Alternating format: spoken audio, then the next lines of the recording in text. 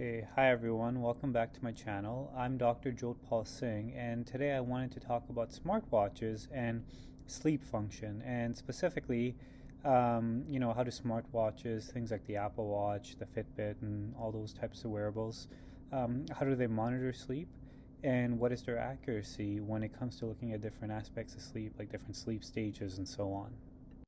Okay, so as far as sleep goes, I mean, we all know it's what we do at the end of the day, at night. When the sun goes down, there's different environmental factors that cue your body to begin to prepare to sleep. So it's a very complex physiological process with many biological mechanisms. And the whole idea is that it helps you maintain both your physical and your mental health. When you go to sleep, there's different processes that help clear up different toxins, different waste. It helps you maintain and regulate certain mechanisms and release different types of hormones as well. And it really just helps you regulate your body over time to help adjust to whatever factors and external stressors that you've gone throughout the day. It's regulated by circadian rhythms and mechanisms. So the whole idea, of course, being that, when you're getting ready to sleep, for example, your body's releasing melatonin, which helps you get sleepy, get ready to go to bed. And when you're waking up, there's different hormones then that are released as well, which help you with the waking up and really help you regulate that sleep-wake process and cycle.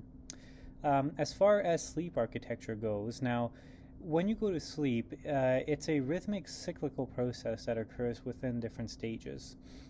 Generally speaking, you have two big stages, so your non-rapid eye movement and your rapid eye movement stages. As far as the non-rapid eye movement, or the NREM stages go, these are categorized by further stages that require stronger and stronger stimuli to wake you up as you get deeper and deeper into these stages. So, in comparison to the NREM, the rapid eye movement, or the REM sleep, is characterized by very specific aspects as well. So, you have different brain electrical activity. Generally speaking, rapid eye movement, if you think about it, the eye behind the eyelid is moving quite rapidly, and because of that, it's characterized by very specific dreaming stages. What happens is, in order to make sure your body doesn't act out what you're dreaming, it undergoes muscle atonia. So it's almost like temporary paralysis to make sure you're not acting out what you're dreaming.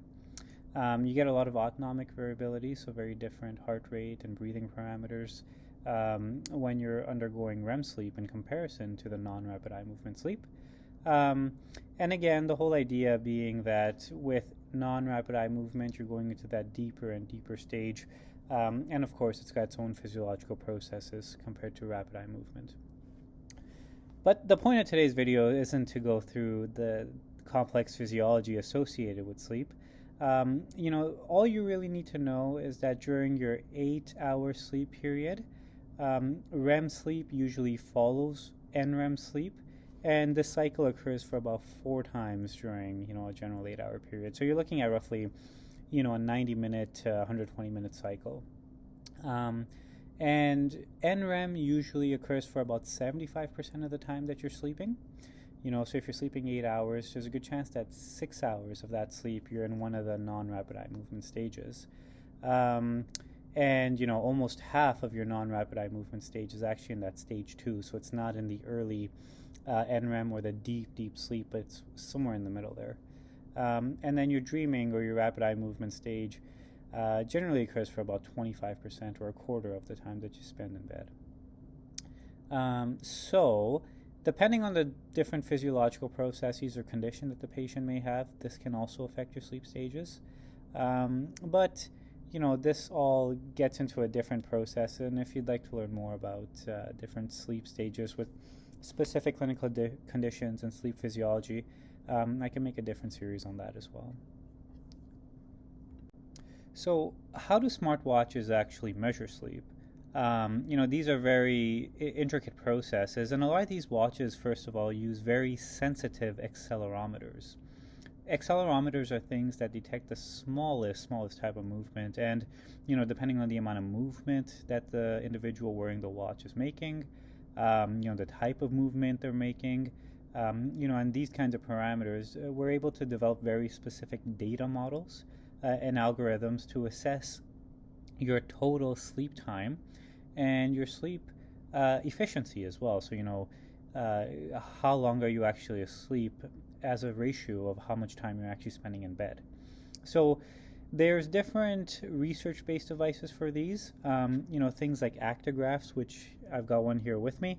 They've got very, very specific accelerometers, very high-quality accelerometers that can pick up some of these intricate movements, and then they can tell us how often we're actually asleep compared to the amount of time that we're spending in bed.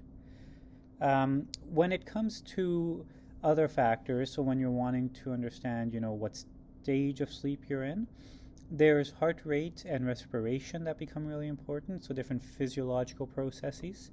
And when you have, Apple Watch, for example, or a Fitbit, of course, it'll monitor your heart rate and your breathing pattern as well.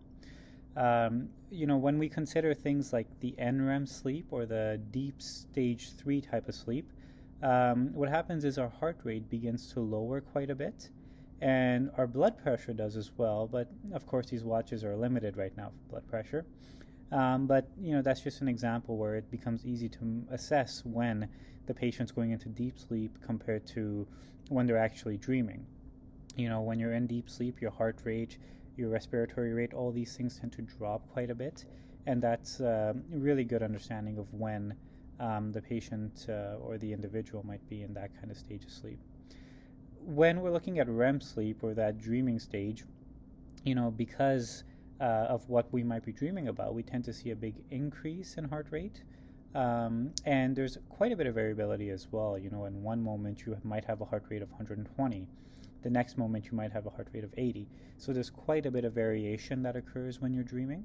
And then a lot of these watches also, along with respiration, they include your body temperature assessment and your heart rate along with everything as well, right? So as your body temperature drops, that's also, again, a good understanding that you're going into deeper and deeper stages of sleep.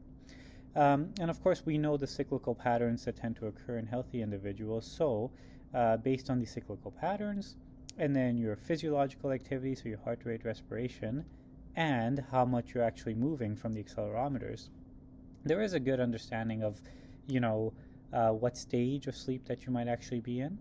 But this does vary, again, person to person, sleeping patterns, sleeping hygiene, and of course, depending on the type of condition that the patient may have as well.